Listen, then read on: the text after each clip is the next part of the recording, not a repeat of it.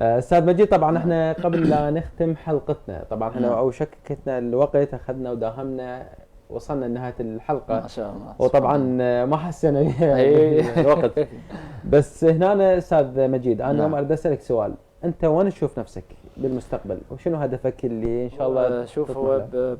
بلشنا احنا كإنشاءات، خلاص يعني اشوف نفسي هذا طريقي ان شاء الله، ومستقبل دا نتطور بأعمال جديدة، بالمقامات نتعلم، يعني حتى الأسماء، الإيقاعات، النغم، يعني الفروع، الأنغام، الفروع، نعم نعم.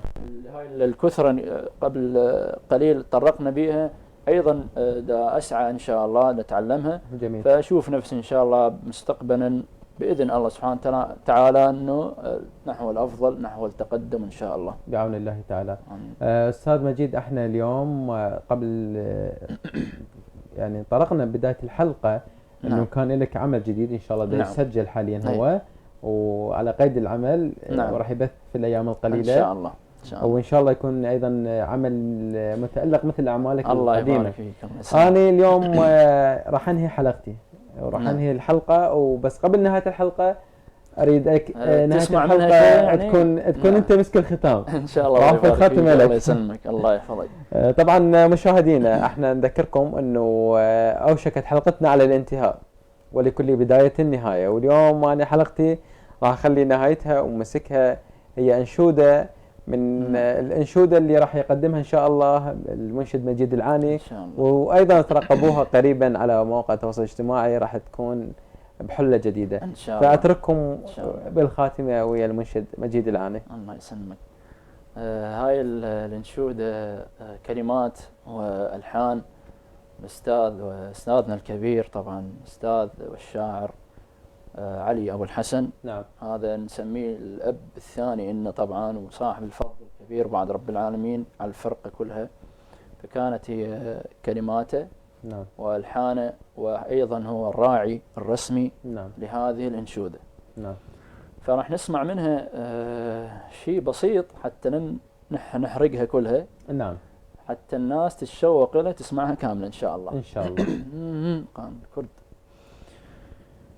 الجنة، رايد الجنة، أعيش بها أتهنى، وبصحبة رسول الله يا مولاي تجعلنا، هي غاية قصدي مناية، واغلى ما عندي ندعي نسأل الرحمن يجعل دارنا الجنة.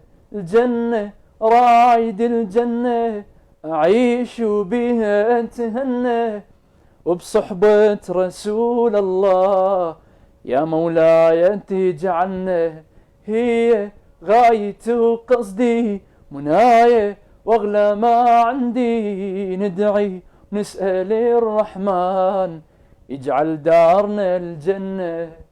أشوف المصطفى بعيني بجواره يخليني، شحلاها شوفت الرحمن دون ستار تدنى. أبو بكر وعمر جاري، وأبو الحسنين خطاري، بلال وجعفر وعثمان لزيارتهم اتعنى. الجنة، رايد الجنة، أعيش بها أتهنى، وبصحبة رسول الله يا مولاي تجعلنا، هي غاية قصدي منايا، واغلى ما عندي ندعي نسأل الرحمن يجعل دارنا الجنة. اللهم آمين. اللهم آمين يا رب. عاش ذوقك الله يعني. يسلمك. الله يحفظك. تدري انا كنت دندن وياك؟ اي سمعتك. الله يحفظك.